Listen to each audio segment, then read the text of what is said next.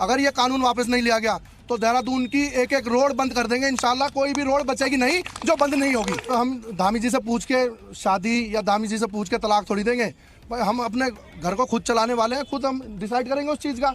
अब अगर धामी जी ये चीज़ हमारे ऊपर थोपें कि भाई इद्दत आपसे पूछ के करें, क्यों करेंगे? वो है कौन ये चीज़ के बोलने वाले? ठीक है सर, आवाम ने उन्हें मुख्यमंत्री बनाया है, लेकिन मुख्यमंत्री 5 साल के लिए बनाया है, जिंदगी भर के लिए कुर्सी नहीं दी है। अगर बनाया है तो आवाम उतारना भी जानता है। बेटा तुम गलती से भारत में पैदा हो गए हो और ऐसी धमकी बड़े बड़ों को पिछवाड़े में भारत में घुसा दी जाती है कि उत्तराखंड पुलिस तुम्हारे दोनों चक्के को जाम कर देगी और साथ में शरीर के अंग को ऐसा तोड़ेगी कि तुम खुद ही कंफ्यूज हो जाओगे कि इसको जुड़वाना है या फिर फेंक देना है। बाकी मुन्ना यूसीसी आ गया है उत्तराखंड में, पूरी तरीके से लागू हो गया, तो वापस होने का कोई सवाल ही नहीं है। छोटे छोटे बच्चे हैं, किसी के घर में 6 भी हैं, किसी के घर में 9 भी हैं। किस तरीके से पल रहे हैं, किस तरीके से नहीं, ये किसी को क्या पता। काम धंधे भी नहीं है। मेरा मीटर कट गया, बताओ, सिर्फ 9,000 रुपए के चक्कर में मेरा मीटर कटा है। लाइट का मीटर पूरा काट के ले गए। अब बताओ, बिजली की समस्या है। हाँ, बिजली की पूरा मीटर ही काट के ले गए। अंधेरा पड़ा हुआ है घर में अभी भी। कोई बात नहीं है, जब 9,000 रुपए नहीं है हमारे पास तो हम क्या करें?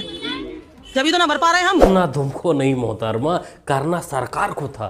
वो समय से अगर अब्दुल चाचा का मीटर बंद कर देते, इस मीटर की जगह फिर अब्दुल भाई का मीटर काट देते, तो शायद ये 9 बच्चे घर में भूखे ना होते और बिजली कटने की नौबत भी नहीं आती। बाकी जो हालत बने हुए हैं, इससे देखकर तो यही लगता है कि यूसीसी और साथ में जनसंख्या नियंत्रण कानून बहुत ज़रूरी है लागू करना, नहीं तो सुअरों के जमात पर एक विपदा आ जाएगी।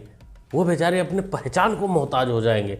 वो सोचेंगे कि 10-10 तो हम करते हैं एक साथ। छोटे छोटे बच्चे हैं, किसी के घर में करने लगी। पूरा मुसलमान लोगों को बुलाया, मैं बुला के उनको पूछा, भाई मुल्ला का जरूरत है कि डॉक्टर इंजीनियर का जरूरत? बोलो। सारे मुसलमान लोगों ने मुझको बोला कि हमें डॉक्टर और इंजीनियर का जरूरत है। मैंने मद्रासा में ताला लगा दिया। चलो, इस पर हम क्या ही कह सकते हैं। भाई सरकार का काम होता है जनता के परेशानियों का निवारण करना, और हेमंत चाचा ने जनता की बात को सुना और मामला जड़ से ही खत्म कर दिया। अब ये लोग डॉक्टर बने, इंजीनियर बने और भारत की तरक्की में अपने योगदान दे। आज पॉलिटिक्स में मेन लड़ाई किस बात की? संविधान को बचाने की। नहीं तो संविधान को बचाने के लिए आरएसएस संविधान पर आक्रमण कर रही है और कांग्रेस संविधान को बचाने की कोशिश कर रही है। If we are protecting one book, which book are they protecting?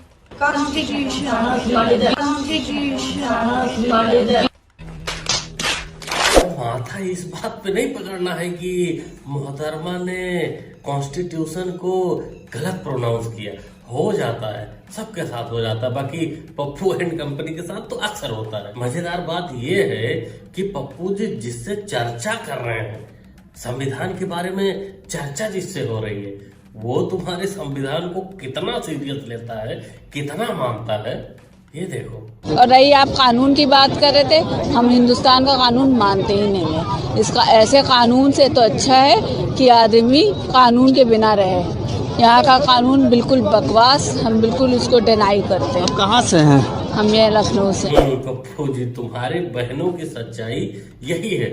वो तुम्हारे कानून को एक पैसे का नहीं मानती। उनके लिए कानून ना होना ही अच्छा है, क्योंकि कानून में भाई एक लिमिटेशन होती है। और जनसंख्या नियंत्रण कानून आएगी तो उससे भी दिक्कत हो जाएगा। ये अपने कानून से जीना चाहती हैं और 10, 20, 50 जितनी औकात है उतना प्रोडक्शन करना चाहती हैं। बहन जान तो अपना काम करेंगे, भाई जान सड़क जाम करेंगे, सरकार कोई कानून लाएगी कंपनी खोलने के लिए, बच्चों वाली कंपनी खोलने के लिए, और उस कंपनी में अपनी कंपनी देने के लिए पप्पू एंड कंपनी योगदान देगी। राज्यसभा में क्वेश्चन आवर चल रहा है, जल शक्ति के ऊपर सवाल उठाए गए। पहले मैं भी कंटामिनेटेड वाटर के लिए काफी कुछ बोल चुकी हूँ। सबसे ज्यादा कंटामिनेटेड वाटर इस वक्त कहाँ है? कुंभ में है। उसके लिए कोई सफाई नहीं दे रहे। बॉडीज जो पानी में डाल दी गई हैं, उससे पानी कंटामिनेट हुआ है। यही पानी जो है लोगों तक पहुंच रहा है वहां। इसके ऊपर कोई सफाई नहीं दे रहे हैं और पूरा आई वॉश किया जा रहा है। वास नहीं काकी जी, असल में तुम सठिया गई हो। बुढ़ापे में सठिया गए हो। तुमसे बच्चन साहब परेशान है, तुम्हारी बहू बेटे परेशान है, और तुम अब उनको परेशान करना चाहती हो जो कुंभ में जाकर स्नान करना चाहते हैं। उस पानी को तुम गंदा बता रही हो, उस पानी में बता रहे हो कि लाशें फेंकी जा रही हैं।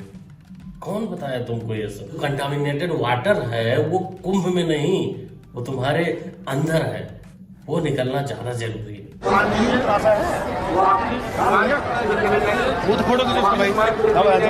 क्या कर रहे हो भैया आप लोग? ये नहीं, ये क्या कर क्या रही हो? ये चेंजिंग रूम है या टॉयलेट है? मैंने पूछा था यहाँ पे किससे? अरे वीडियो बना दो। अरे ये कौन खड़े? नहीं, ये चेंज इस पे साफ क्या लिखा हुआ है? अरे चले नहीं, ये लिखा क्या हुआ है इस पे? साले गंदगी मचाते हैं। वहाँ पे जाओ ना। सॉरी क्या होता है? इस पे जो लिखा है वो दिखाई नहीं देता है। चेंजिंग रूम में टॉयलेट कर रहे हो, गंदगी मचाते हो। ना टॉयलेट सब क्या सामने है ना, वहाँ पे जाओ ना। गंदगी क्यों फैला रहे हो घाट पे? ये फैला के रखे। इन्हीं मलीच्छों की वजह से कुंभ में गंदगी हुई है। ये मलीच्छ वहां नहाने स्नान करने या मन से आस्था से नहीं गए हैं, ये गंदगी फैलाने के लिए गए हैं। कुछ तो दंगा भड़काने के लिए गए थे और कुछ ऐसे गंदगी फैलाने के लिए गए हैं। सोचो, जहां कपड़े चेंज किए जाते हैं वहां ये पेशाब कर रहा है, तो ये अपने घर में क्या करता होगा? जहां सोता होगा बगल में रात को मुत भी लेता होगा। कितना गवार हो सकता है, जाहिलियत की भी हद हो। सारे डरे हुए हैं, बस ये कांग्रेस वाले डरे नहीं हुए, बाकी सब डरे हुए हैं। खैर, दूसरी बात है, इन्होंने कहा कि अंग्रेजों से हम सर्टिफिकेट लेते हैं। हाँ, आप देखिए ध्यान से, मैं तो अंग्रेजी हूँ, मगर मैं तो अंग्रेज ही हूँ, आप जान नहीं पा रहे, मैं अंग्रेज ही हूँ, मगर मैडम सोनिया गांधी का जन्म झुमरी तलैया में हुआ था। पेड़ा चचा का तो पेड़ा निकाल दिया संबित पात्रा ने। इसीलिए कहते हैं जब अपना घर कांच का बना हो तो पड़ोसी के घर पे पत्थर नहीं मारते। अरे यूं कहें कि जब अपने जात का ही ना पता हो तो दूसरे की जात नहीं चिल्लाते, क्योंकि सामने वाले को तो कम नुकसान होगा लेकिन तुमको ज़्यादा नुकसान हो जाएगा, ज़्यादा तकलीफ हो जाएगा। जैसे समाजवादियों ने भौजी को तकलीफ दे दिया।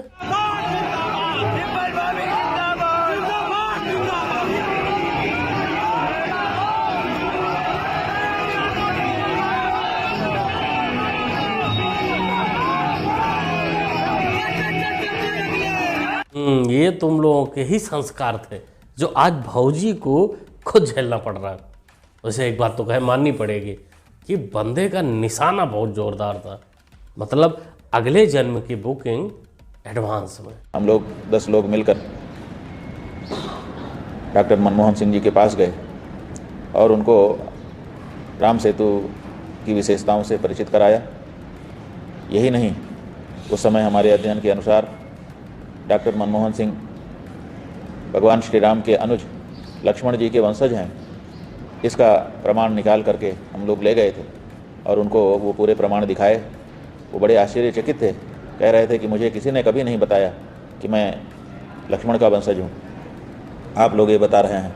हम लोगों ने कहा ये प्रमाण आपके सामने है, इसको और आप अनुशीलन करना चाहते हैं तो कर लीजिए। भाई कुछ भी हो सकता है। अब हमारे माननीय सम्मानीय कांग्रेसानंद महाराज जी बोल रहे हैं तो हो सकता है, ऐसा मानना ही पड़ेगा, क्योंकि वैसे भी अभी मनमोहन चचा हैं नहीं इस दुनिया में तो पूछ भी नहीं सकते। बाकी आप लोग हमारे माननीय सम्मानीय कांग्रेसानंद महाराज जी के बारे में 2 शब्द कमेंट बॉक्स में जरूर लिखें। यूं कहें कि इनका सम्मान करते हुए 2 शब्द लिखें। कराए अंदर क्या ईवीएम को लेकर कुछ शिकायत? नहीं, मैं वोट डाल के नहीं आया। मेरे पास शिकायत आई थी कि जहाँ पे ईवीएम मशीन है उसको अंधेरे में रखा हुआ था, तो अंधेरे में रखने से जो बुजुर्ग हैं वो कह रहे हैं भैया हमें दिख ही नहीं रहा था बटन।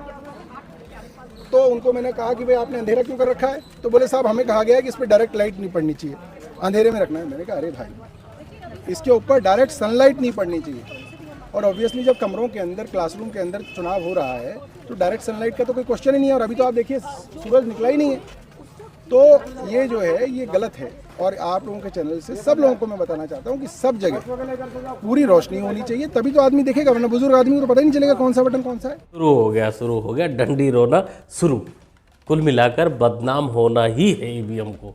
दिल्ली में भी आज वोटिंग हो रही है और आज ही शुरू हो गए हैं कि अंधेरा है, उजाला है, ये है, वो है। 8 तारीख को देखना क्या होगा। जब ट्रेलर इस प्रकार का है, जब आज ही इस प्रकार की बातें हो रही, तो 8 तारीख को तो भाई छाती पीट पीट कर रोया जाएगा। वैसे इन सब चीज़ों से कांग्रेस का कोई लेना देना नहीं है। वो मस्त मौला है, ना उनको पहले टेंशन थी, ना उनको आने वाले दिन में टेंशन होगी। पहले भी जीरो थे, 8 के बाद भी शायद जीरो ही रहेंगे। क्या बोलते हो दोस्तों, क्या कहना चाहते हैं आप लोग? कमेंट बॉक्स खाली कमेंट में लिखिए, बताइए, अपनी राय दीजिए।